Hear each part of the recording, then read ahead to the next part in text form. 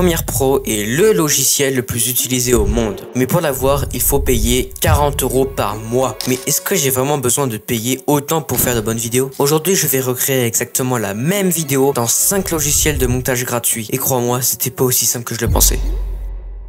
Bon, la vidéo que je vais devoir reproduire, c'est ça.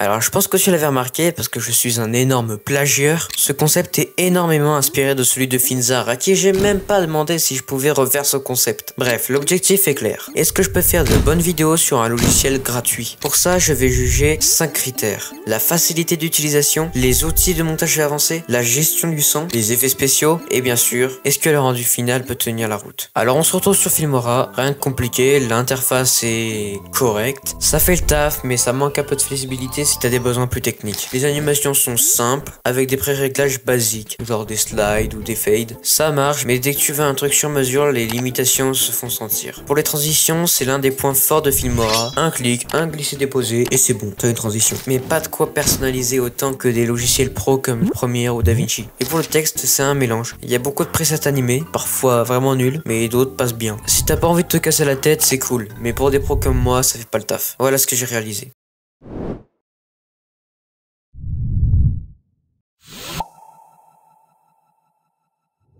Passons à CapCut. J'ai testé la version PC parce que oui, il y a aussi une version PC pour ceux qui ne savent pas. Et les animations, elles sont fluides grâce au keyframe. Les transitions sont simples mais efficaces. Pour les zooms, c'est un peu comme Filmora, il n'y a pas de quelques ajustements, mais c'est facile à appliquer et le rendu est clean. Côté texte, CapCut brille encore. Tout est personnalisable et les animations sont modernes. J'ai quasiment rien à redire. Avec CapCut, j'ai réalisé ça.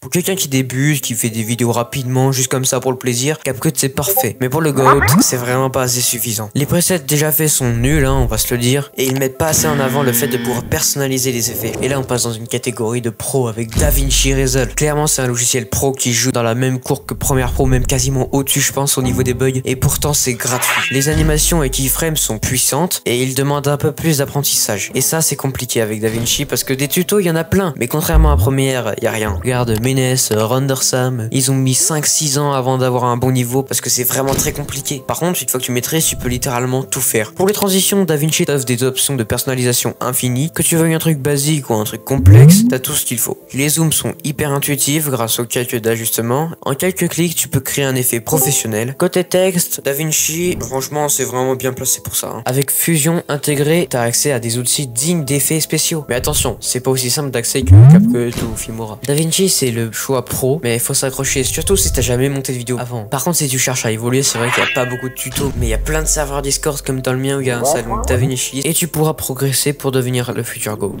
Donc voilà la vidéo que j'ai réalisée.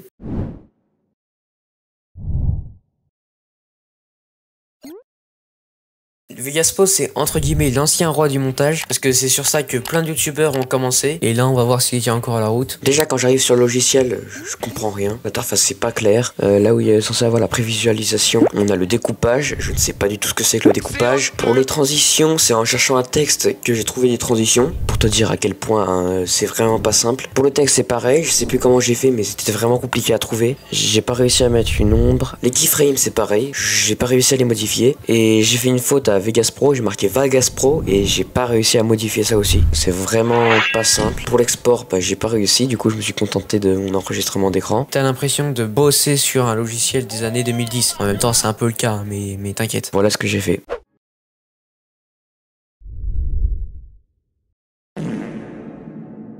On passe sur un logiciel vraiment très peu connu, même quasiment pas connu. Mais tu es qui, toi? C'est Clipchamp, c'est rapide mais limité. Les animations sont simples, mais t'as peu d'options. Clairement, c'est fait pour des montages brefs, hein. Pas complexe pour les goats comme moi en tout cas. Les transitions sont basiques, mais ça fonctionne si tu veux juste un montage propre, sans te prendre la tête. Les zooms sont quasiment absents. Pour le texte, c'est pareil, quelques presets, mais pas de personnalisation avancée. Clipchamp, c'est cool pour des montages rapides, mais oublie si tu veux du contenu pro ou créatif. Pour les débutants ou les petits projets, en vrai, CapCut ou DaVinci, c'est bien. Et pour les créateurs avec un peu d'expérience, CapCut reste accessible, mais plus complet que Filmora en tout cas. Pour les pros ou ceux qui veulent évoluer, DaVinci sans hésitation. Et pour Vegas Pro, honnêtement, à moins que tu sois déjà habitué, il y a du mal à justifier son prix face à DaVinci. Alors t'as vu, même avec des logiciels gratuits, on peut faire des trucs stylés. Maintenant, c'est à toi de choisir celui qui te correspond le mieux. Si t'as kiffé cette vidéo, lâche un like, abonne-toi. Et si t'es chaud pour plus de tech comme celui-ci, fais-le moi savoir dans mon serveur Discord, il y a un salon chat et tu sais quoi faire. Ciao.